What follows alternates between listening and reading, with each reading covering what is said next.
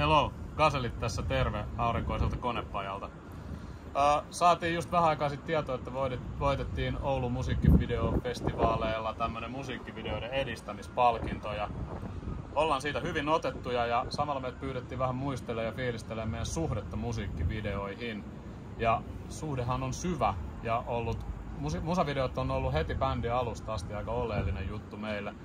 Nimittäin me aloittiin tekemään musaa just siinä vaiheessa, kun YouTube tuli niinku isosti mukaan kaikenlaiseen musan tekemiseen ja siitä tuli semmonen näyteikkuna bändeille ja artisteille heti, millä ne pystyi näyttämään sitä omaa visiotaan. Ja sen takia kaikki teki musavideoita. Samaan aikaan tuli Lähiörotatskujaa ja Tsebaleba teki omia musavideoita ja semmosia niinku meidän lähipiirissä oli paljon niinku taitavia videon tekijöitä ja niitä videoita alkoi ilmestyä paljon ja me oltiin totta kai nälkäisiä ja kateellisia ja me haluttiin heti tehdä omiakin musavideoita siihen putkeen.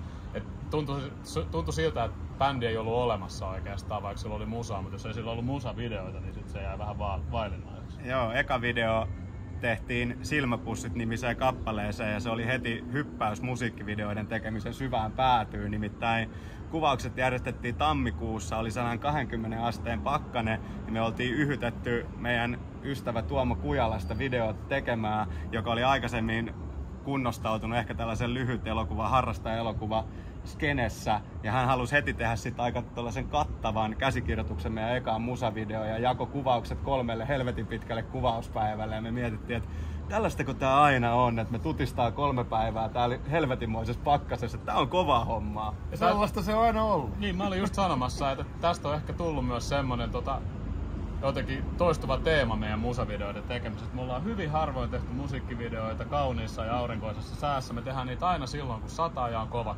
pakkanen ja muutenkin vaan tosi kylmä. Mielellään mahdollisimman monena päivänä. Joo, viimeisimmän videon kuvaukset saatiin venymään jo 6 päivään, joten eteenpäin on menty. Ja jossain vaiheessa on tavoite, että me vietetään kuukausi kuvaten yhtä musiikkivideoa ja siitä tulee sitten ihan helvetin hyvä.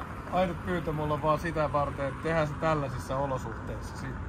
Sehän se on. Hyvä musiikkivideo ei välttämättä tarvita, kun lämmin auringonpaiste ja korikaljaa ja joku kameran kanssa pyörii siihen ympärille. Ne on yleensä ollut niitä kaikista jotenkin onnistuneimpia ja kevyimpiä kuvauksia meidän mittakaavassa.